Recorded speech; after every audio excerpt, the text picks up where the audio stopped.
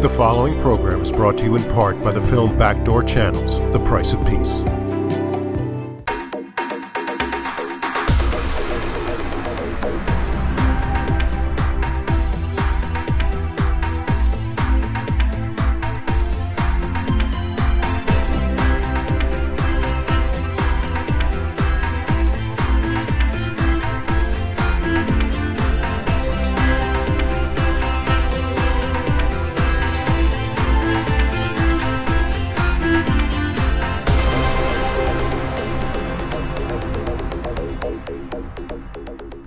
Welcome to another Leon Charney Report. We have a really eclectic and exciting show tonight.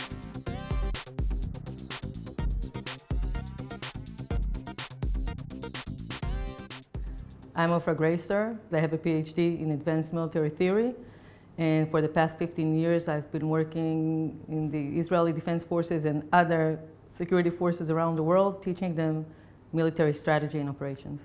You know, we have strategy in the military going back 5,000 years, 3,000 years. The Greeks were talking about it, the Romans were talking about it.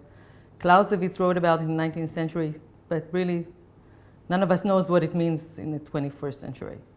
So we did a pretty good job until about the end of the 19th century, and then things started getting lost in the way. And suddenly we have the First World War. It goes on for 5 years. Nobody knows how it started. Nobody knows how to end it. And then we have the Second World War.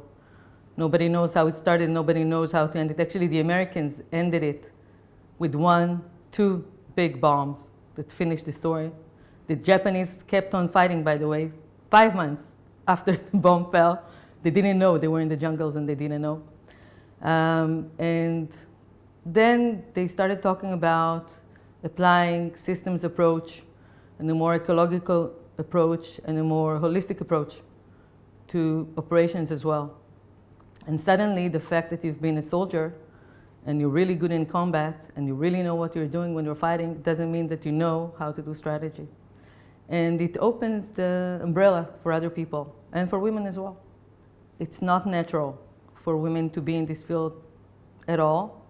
It's not natural for women to be in other fields where men have been setting the scenes, forever. It's not natural. But I think when there is a place where we're stuck, and we're stuck in both in statesmanship and in military thinking and doing, you need an outside perspective. And suddenly we find that women, or civilian in the Israeli case, have an external perspective on what you're doing. They can give you alternative approaches to think about military operations and strategy and statesmanship. Firstly, they don't ask for my advice. They were compelled to get it. Again, when you find that there is no, the reasoning is not within the current general staff, and again, they're great people. But when they're not, when they don't know what they're doing, or when they feel that things have been going on for a while, but have not been advancing or progressing to a place where you want to be, a desired state of affairs, you start to look for alternative. Now, we're talking about strategy, for example. Now, when someone said that he's a strategic consultant, if I'll say, when I go in the street and someone asks me what you're doing, I'll say, well, I'm a strategic consultant. And they'll ask me, well, what campaign have you done lately? Are you selling beer? Are you advising any politicians? No, I do it in the military. So you take the private market and you take marketing, and they took strategy, and the business schools are all talking about strategy. All the books about strategy are coming from economy. And what the military did in the past, not just the IDF, by the way, all the militaries in the world, what they took was they take management from the business school. So there was a trade-off. Management people took strategy talk, and the military people took management talk. They thought that would make operations better, better management skills. But I think this trade-off is messing with the military. I don't know how it affects the business world, but it definitely with military operations, because that That's not the problem. The problem is not how to manage operation. The problem is how to create an understanding of what you want to achieve, and that entails understanding the world and understanding the dynamics in the world and the undercurrents in the world, and be a little subversive in your thinking. And the current state of society is that women, just like you started when you asked me, women are there. We are in the undercurrents, we are in the back, we are talking about subtext, and we have, if we want to find ourselves in the top, we have to act and think subversively. So it's natural that we'll be talking about alternative strategies as well. I've just read in the morning about these hundreds of thousands of refugees. Again, you will call it immigrants if you want to lessen the problem, but you'll call them refugees when you know that they have no place to go back to. And they're just flooding Europe. Now, Europe is in a really bad economic shape, and it cannot deal with these refugees culturally, economically, politically. They're not. It's going to ruin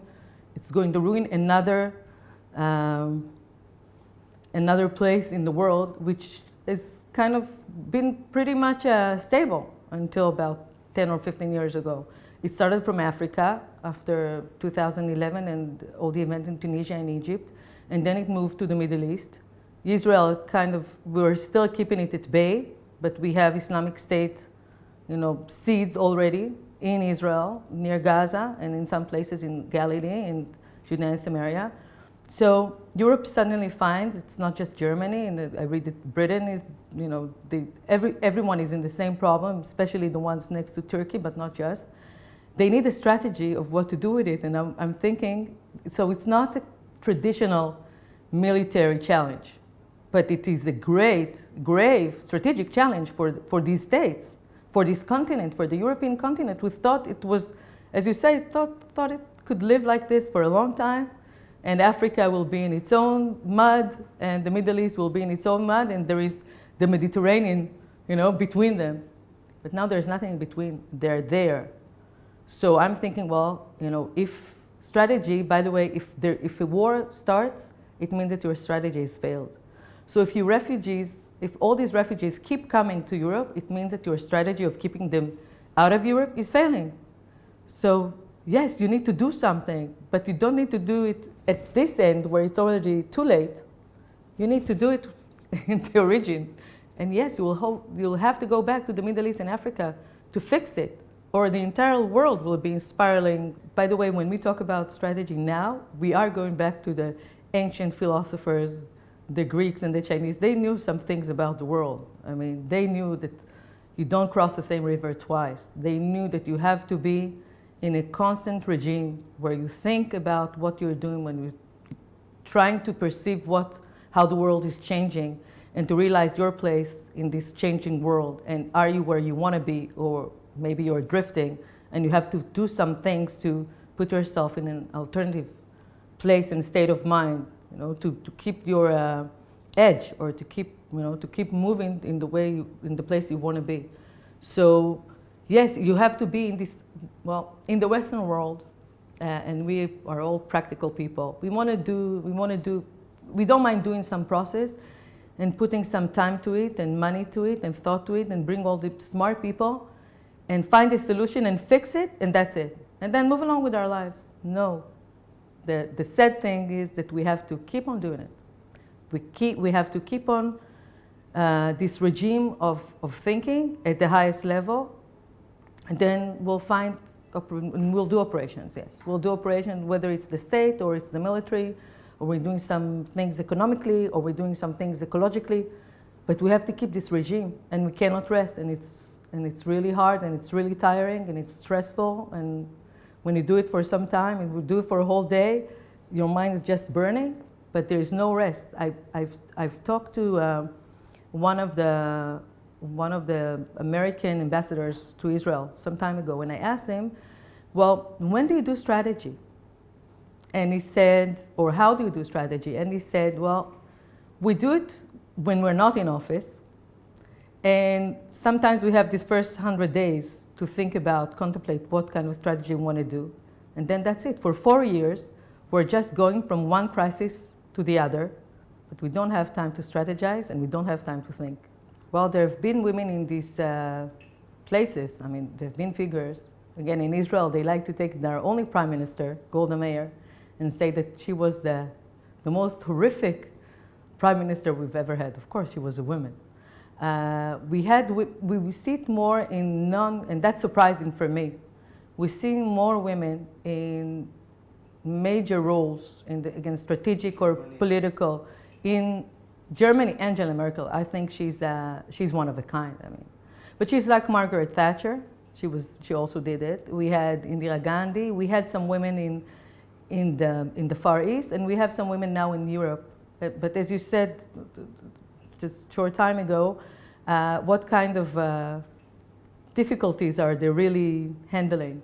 I think in the Obama regime, he has some powerful women around him. And for me, it's not so much about women or men, because my boss keeps telling me that I'm the only one, you're the only woman who knows what you know. But I haven't been in these places, so you see there is some kind of a trade-off. There have been some powerful women, and then the question is are they doing a good job because they're women, or are they doing a good job because they have an alternative mode of thinking or an alternative mode of operation? So that's the key, I think. You will find men who also can apply alternative modes of thinking and doing to some things that have been going on for a long time but haven't been going on too good. And you'll have women who try to imitate men, although they're women, they'll operate and think the same way that men are operating and thinking, and then you wouldn't know if it was a woman or a man, So do you have this other edge that comes from your position in society that made you who you are? Or are you imitating what you see? Well, I've been, as Israeli, obviously, I was conscripted as well when I was 18, even before I was 18. For 3 years, I was in the military. I trained snipers. It was a great job. Sniper school was demanding, both for men and for women. And for me, it was natural because I grew up in a family. My parents never talked about gender. I mean, whatever my brother did, me and my sisters did the same. We carried the same. We did the same sports.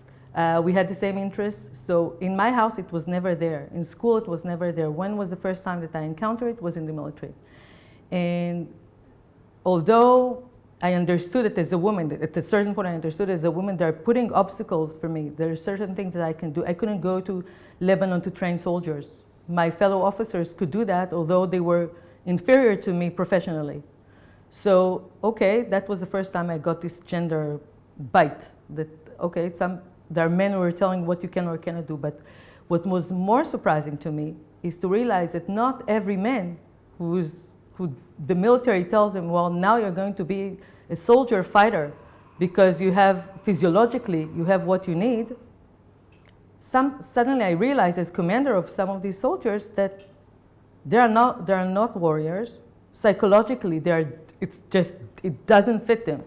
And I thought to myself, if the military makes them become soldiers, warriors, snipers, and they'll find themselves in war, they will kill themselves. Because it's not, again, to be a warrior or to be a commander, it's not a question of gender. It's a psychological, it's your psychological profile. Are you fit for that job or not? So I think the real revolution will be, not just in the military, but also in society, when gender is put aside and you start characterizing people by their abilities and talents, and do the same test for men and women, and whoever passes, but it has to be for both sexes. You see, it cannot be just for women. Again, we're talking statistics now, right? We're not talking about those who are beyond statistics. I've always been beyond statistics, so it's really hard for me to talk about statistics. I was always away from from the crowd. But you see, I think because we think that soldiers need to. That's the revolution I'm talking about. If we think that a soldier, an infantryman, because it always falls on the infantry, right? The Air Force has, planes to carry stuff. If you're a man and you're thinking about a soldier and you're like, well, he's going to carry 60 kilos on his back, and he's going to carry his rifle, and he's going to walk 100 kilometers, to the target, and, he doesn't have to pee or anything. That's your concept of what a soldier is. But if a woman was a soldier, and she was still given the same mission, you have to go from that place to the other, it's 100 kilometers, you have to bring your own food, you have to carry everything that you need, you'll be autarkic. She will fit the mission to what she has and to her capabilities. So you see, because the world is divided into people who shape a world for us to live in, and the rest of us who just live in a world that someone else created for us. And the percentage is about, I don't know, 3% of humanity create worlds. Steve Jobs, right, created for us the Apple ecosystem, and the other 97% buy iPhones. So the question is who creates this world where war happens? Who creates this world where peace talks happen? Okay, my saying is that as long as men, and it's not just, again, it's not men and women. For me, men, because they are still running the world, they're just, the institution. If you want to find an alternative for the institution that has been going on, institutions for better or for worse, they have this stamina, you know what you're doing, you have a set of rules, everybody applies to it, and as long as it works, it's great. But when it's not working, you have to find solutions externally. So who is in the outside? It may be refugees. In outside, it may be New Orleans, like we had the Russian aliyah to Israel, who changed a lot of our perception of what society is and culture is.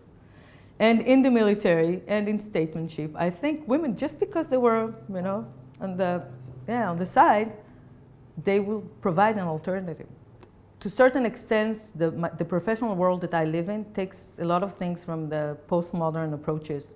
But one thing that I don't accept is this relativity in morals.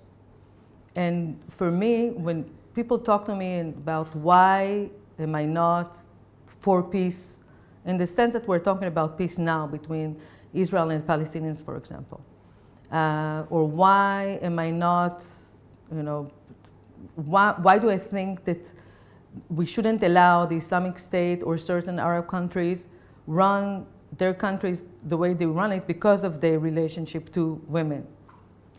That's a story. I agree with you. I mean, that could have been an interesting test to see if there was a Palestinian, I wouldn't say a Palestinian woman in the Palestinian Authority, because we're seeing most of the women that we see in the Palestinian Authority, again, are replicas of the men in the Palestinian Authority, much like the women in Israeli politics, the ones at the top are replicas of the men who are running our political system. I do think, and that's, they talked about George Bush Jr. In a lot of disdain. People have harsh things to say about him, both intellectually and his naivety in his approach to the Middle East. And then came President Obama and said, well, he's much more sophisticated and he can talk to every one of them. He accepts some of the things that you're implying to. He accepts that maybe not all countries have the same democratic Western values like we aspire to. By the way, in Israel, we also have now a problem with it, with what kind of values are running the country. But for me, as the woman who lives in this neighborhood that you're describing, that's the key to my ability to keep living in this neighborhood as a woman. I mean, Western ideals and Western liberalism, freedom of speech, freedom of movement, freedom to work, freedom to drive. The field that I work with was developed by Dr. Shimon Avei. He's a brigadier general, and he grew up in the military. He knows the military system very well. So no one can say that the profession that I bring to the table, which is applying system thinking and practice to the military, is detached, is academic, or was developed by women. That's not the case. I got my education. I did my specialization around generals. That's where I studied the field. And our approach is unique in the sense that we don't teach generals anything. We create conditions for them to teach themselves. And generals, they have, as you say, they have their experience. They've been 25 years in the military. They've seen war. They've seen combat, which I haven't. I mean, I've seen war, but I haven't I haven't fought myself. And I create a condition. It's small teams. And we create an environment for them. We bring them some information. We bring them some perspectives. We give them we teach them some skills of how to think, but we don't tell them what to think. So I think that's a big difference. As long as you train, sometimes I say that I train generals at generalship. As long as you're a trainer, but you give them enough room to develop their own thinking and their understanding, they appreciate it. But once you try to teach them in the old sense, well, I have the knowledge, and then you have to repeat what I say, or I tell you what is good and you have to do the same, or I'm telling you if you're smart or not, and I give you, that kind of approach, that doesn't work. So I think they're looking for the opportunity to open their mind, to go subversive. It's very intimate, nothing goes outside the room. And they have a place, they sit with their colleagues, and they can open everything about the state, about the military, about themselves, about their education, about their profession. Now, obviously, we have a lot of answers for the question they're asking them, but still, we cannot give them the answers. We can only ask them the questions, and we can give them some feedbacks, and we can give them some references, and we can show them some examples, but then they have to figure out for themselves what to do as generals, and it works. It's very, subtext, undercurrent. When I ask someone, tell me a game or a sport that you think that it's strategic, and what would they say? Either chess, I don't know, maybe football, maybe basketball, but that's not the strategy that we're talking about. Why? Because in all these examples that I just gave, you know what the playing ground is, you know what the rules are. There are categories for different players, and most important, you know what it means to win. What's a victory? Either you scored more points, or you threaten the king in chess.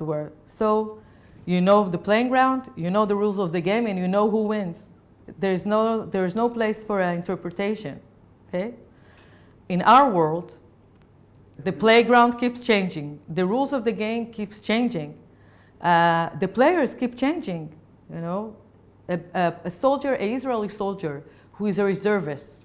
He has a family and kids and a job, and he's 40. And then, there's a war, and the war opens, starts like 2006 or right now, a year ago. And then they call him and he puts on uniform. What is he? Is he a soldier, or is he a civilian that found himself suddenly in uniform fighting against other families in other homes? Okay, so what is he exactly? If there is a child carrying an RPG and he's 11 years old in Somalia, is he a soldier or is he a child? So that's just for the players. Again, now obviously the playing ground, where we see a lot more in what they used to call the rear or the home front. And now most of the war happens in the home front, especially in Israel, but not just in Israel. So that's not the playing ground. We used to think of playing grounds as open fields, like in the 19th century, or in our case, Sinai was this huge playing grounds for tanks and and artillery and air force, or the Mediterranean or the ocean. It's just a playing ground with no civilians and no people. So now everything is blurred, and you're not even fighting states anymore. That's also part of the problem, because when a state wins another state, you call for surrender and you sign the treaty. But what is the Islamic State? It calls itself a state, but what is this Islamic State? It doesn't believe in the idea of the state. It doesn't want a state. It wants something else, a caliphate. So you need something different. They call it strategy, but that's something completely different. We're talking about ISIS, who's, the they used to think, again, even the evolution of the name, because it used to be ISIS and now it's just the Islamic State, and just because now it wants the entire world to be under its caliphate.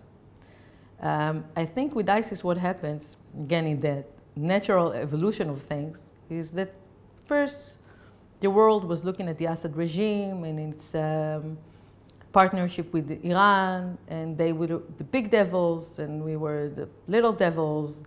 And once the revolution in Tunisia reached Syria, the Western world looked at it from externally and said, again, it's in another continent. Back to the beginning of our conversation, it's another continent. The Middle East always had its problems, and as long as they fight each other, we'll sit at bay and watch. It's kind of like the killing games, It's not just a movie; it's reality. I keep thinking of ISIS as Game of Thrones. What's behind the wall? It's the White Walkers? No, it's the Black Walkers. They're behind the wall. And the long winter is coming. And ISIS is this long winter. It's ISIS in one hand, and it's the refugees on the other hand. And since they're not attacking exactly a country, since they were attacking a regime here, a regime there, they didn't have a common enemy to fight them, which we see now only in the last year that the US and Turkey and some of the European militaries are forming a coalition to fight ISIS. But since the West doesn't have an alternative to ISIS in all of these countries, you see that the campaign is not going really anywhere. You kill 1,000 of them a month, and then they recruit 1,500 from the refugee camps. So again, you're looking at a situation which needs a holistic approach, because no matter how many you will kill, soldiers you will kill, and that's what militaries know how to do real well, you have to find, the complementary thing is to take care of the refugees and the immigrants and make sure that they don't become this place where the sinning of ISIS keeps growing. And where do you see ISIS growing? You see ISIS growing in places of poverty that are estranged from the regimes. It doesn't mean if it's in Sinai. It doesn't mean if it's in Gaza. It doesn't matter if it's in Judea and Samaria. It doesn't matter if it's in certain places in Africa. So if you want to fight ISIS, it's not just about fighting. It's not just about counterinsurgency. It's about building these, I wouldn't say even nations, but building an ecology for all these refugees that they can stay where they are and stop going to ISIS just because they pay them. So I think as long as we don't see that, we wouldn't see anything, going positively against, defeating ISIS. I think ISIS is still not the first, concern, global concern.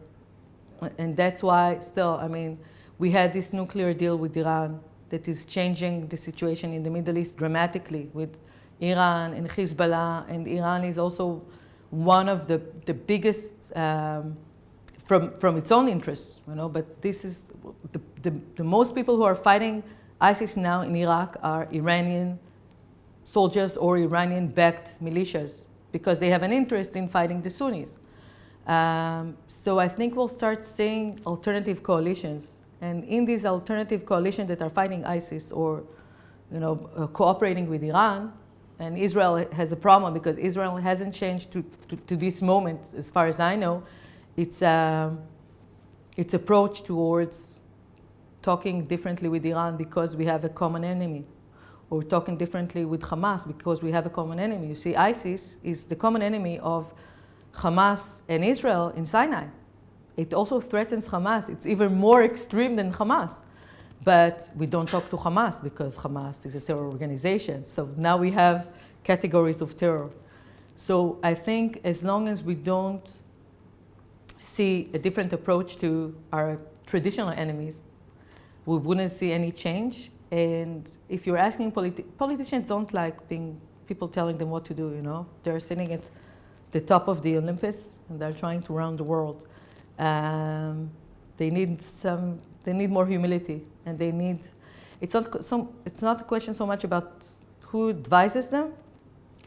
They really have to figure out how to do it themselves. So maybe in 20 years, 10, 20 years, we'll see people who are better trained in it. We've seen in the last decade really inspiring coalitions of women in Africa that made, in Liberia and other places, that made amazing changes in how the politics in their countries ran. And they made their achievements and victories. So that's positive, maybe it can happen. And it's not just Lizzie Strata 1,000 years ago, we'll deny you sex and then you'll stop fighting. We've seen women fasting for 50 days here, next to the Prime Minister's residence. Who cares? In Israel, who cares? I've seen women who are no less violent than men. So I don't think it's a gender thing. They just express violence differently. So I don't think it's a coalition of, I don't think it's a coalition of women or men. I think it's a coalition of civilians. Now I'm saying something that sounds, as I'm saying it, it sounds banal. But I think we need a civilian approach to strategy and politics that puts the civilians, just the people who want to live here. Remember, we talked about people who create worlds and people who live in this world. 97% of the people, they just want to live. So we have to create the conditions for them to live, work, move from one place to another, earn their living, get good health, good education. Politics is something that only some of us care about. And I think what we're losing in the last decades is putting the civilians first. So it's true that still women who are the mothers, who usually take care of the children, are more inclined to thinking of these aspects that I'm talking about. And one of the examples, I spoke to, again, one of the US ambassadors, I wouldn't say his name, a couple of years ago, and he asked me the same question that you did. He said, well, if women ran the negotiations between Israel and the Palestinians, what would be different than what we're doing now? And I thought for a second, and because men always think as they're talking. So I thought for a second, and then I talked. And I said, well, if I was running negotiations, I would do two things. First of all, I would take all the assumptions that you put almost 40 years ago. When you started talking about, it's been almost 40 years ago since the talks and the Camp David agreements between Israel and Egypt, where we've planted the seeds for an autonomy of the Palestinians and maybe a peace treaty with the Palestinians. That was 40 years ago. Think of what happened to and then we put the refugees and Jerusalem and borders and water. That was what they talked about 40 years ago. Now, is this what interests both Israeli civilians and Palestinian civilians living here now? There are people who are called refugees, Palestinian refugees, who live in London. They have never been here, and they still hold the key. Is that what matters? Or what matters is they can live and work and, and have health and have education and have culture in Jenin? What is more important? So I would say, well, what I would do is change the elements on which we talk about and put other things first. And maybe if we take care of people's just daily living, their daily basic needs, we can find some sort of coordination, we can feel better with each other, we can trust each other, and then at the end, either it wouldn't matter who Jerusalem belongs to and when the border runs, or maybe we wouldn't need borders because we're good neighbors. But I would turn all this agreement upside down in what we talk about. So that for me would be an alternative. It's not because I'm a woman, it's just because I have other needs that I have to take care of, that some of the men in the current society, it's not their primary concern. The military, again, not strategy, but the military machine runs on doctrine. And doctrine came from the church. I mean, that you have, again, this set of rules, this set of codes. You have the hierarchy of knowledge. It's also the hierarchy of moral, and that the one that gives orders or commands, whether it's the church or, in Judaism, the rabbi or the chief rabbinate in the country, or in the military where you have the chief of general staff and your commanders, and you're supposed to obey commands. So what happens in this mix between religion and military is that suddenly you have two hierarchies that are running parallel, and each of them serves its own god, and then you get the soldiers in trouble. Because when you have two sets of codes and morals and commands and bosses, what do you do? So I think this combination of religion and military is devastating, both to religion and to the military. And we start to see it also in Israel and in the IDF, because we have more soldiers who are observing, and our whole society. I think it's also influenced by our neighborhood, as you said it, becoming more observant. And for me, as a woman, it's very threatening. I think from what we heard and I've seen only in the past few years in Iraq, in Syria, in Yemen, we haven't seen it here, by the way. We haven't had this problem from both sides. I think in the Israeli-Palestinian conflict, and now I'm not talking about globally, because the Israeli military, as long as it's a military of conscripts, where you get everyone and it's the military of the people, I think it's less of a problem than when you have professional militaries who attract certain kinds of personalities as well. Now, I'm not saying that we don't have it also in the IDF, but I think we have the whole spectrum. So it's not so definite in what you're saying. And I'll start again from what our soldiers do and then what can be done to our soldiers, okay? Our soldiers to this day, I mean, and I'm talking about now, I'm not talking about the War of Independence. We're never suspected of raping. We're never suspected of sexual harassment of the Palestinian population in all this ongoing conflict. And why is that? I don't think it's because we're more moral than other militaries in the world. I think it's because we live in the same neighborhood.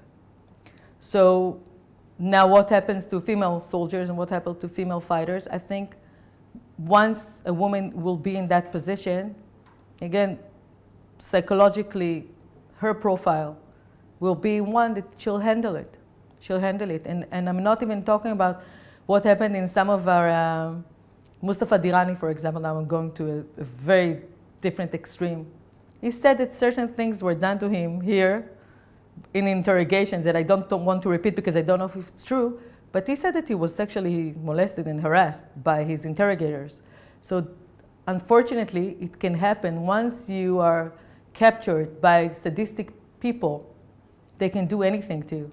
And unfortunately, it wouldn't matter if it is a man or a woman. Now, if you're asking me personally, would I have been able to undergo any kind of such torture, not just sexually? That's a good question because I've never been in this situation and I would need profiling. But you'll have to put the gender aside, I think, and again, and consider the fact that men can also be in this situation and not just women.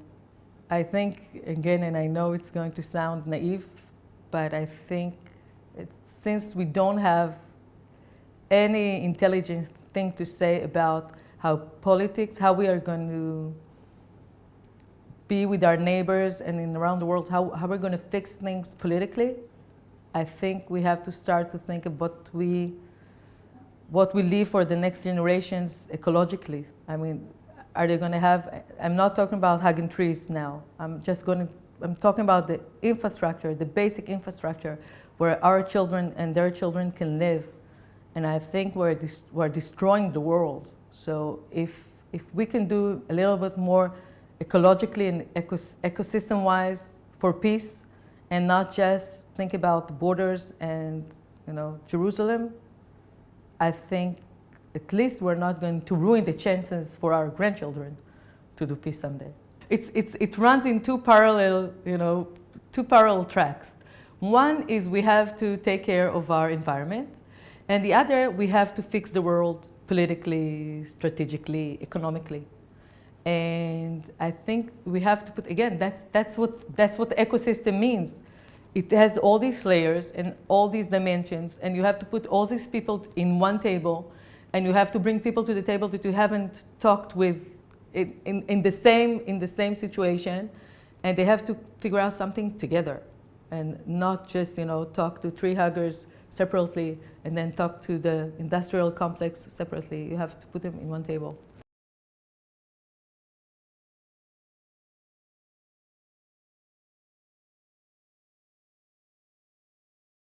Well, first, I think what would be interesting in our Arab neighborhood is, as you said, to see, does she succumb to the political Arab leaders that she meets with? I mean, because from their, cultural, manners, would they talk to her? Would they shake their hand? Would they do deals with her? That would be something interesting to see. I don't think they have been in this situation, although there was a Secretary of State, American Secretary of State, but we see even in Israel that we had a major general, a woman major general, and once she was invited to a base run by, that had ultra-Orthodox soldiers, and they didn't let her in, and she couldn't talk to the soldiers, which was crazy, going back to religion and military. So in that sense, I think it's going to be interesting because, yes, I'm glad that the United States is still the strongest, power and supernation in the world. I think they're the only ones who are willing to do that. I mean, a lot of people, the Chinese want to control the world, but they don't want to run it. And they don't care what happens to the world once they leave it. But the United States still have this naive thought that they want to run the world. So that's going to be interesting. Are all these Arab countries going to allow her or Angela Merkel to run the world? As far as how much of a woman in the sense that we were talking about she is, does she hold alternative views? I'm not sure because she's been so many years, in politics. I think she knows how to play both games, and I don't know what she's going to choose.